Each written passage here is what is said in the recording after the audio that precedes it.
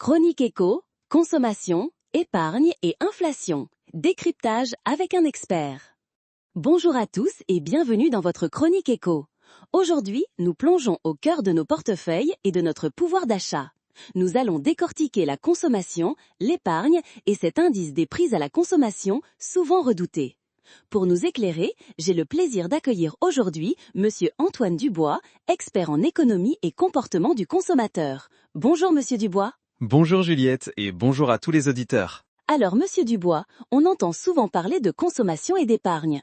Comment ces deux notions sont-elles liées et comment l'indice des prix à la consommation, ou IPC, influence-t-il tout ça? C'est une question essentielle.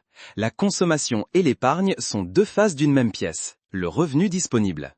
Ce qu'on ne consomme pas, on l'épargne généralement et vice-versa. L'IPC, lui, mesure l'évolution du coût d'un panier de biens et services typiquement consommés par les ménages.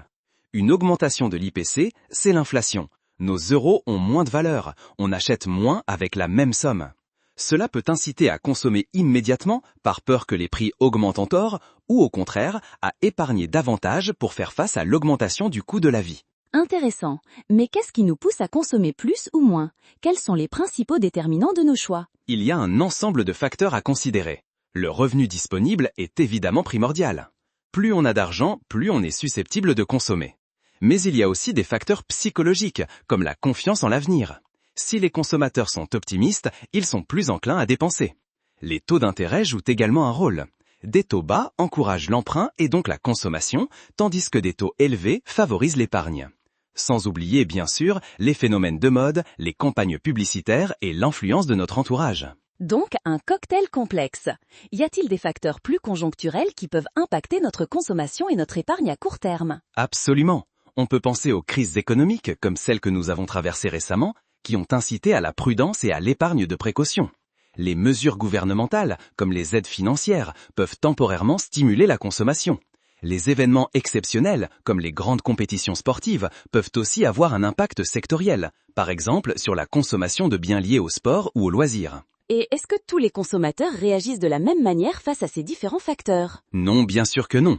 Il y a des différences importantes selon l'âge, le niveau de revenu, la situation familiale, la région d'habitation et même les valeurs personnelles. Un jeune actif aura tendance à consommer davantage qu'un retraité par exemple. Les foyers les plus modestes sont particulièrement sensibles à l'inflation car une part importante de leurs revenus est consacrée aux dépenses essentielles. Merci beaucoup Monsieur Dubois pour ces éclaircissements. C'est un sujet qui nous concerne tous de près.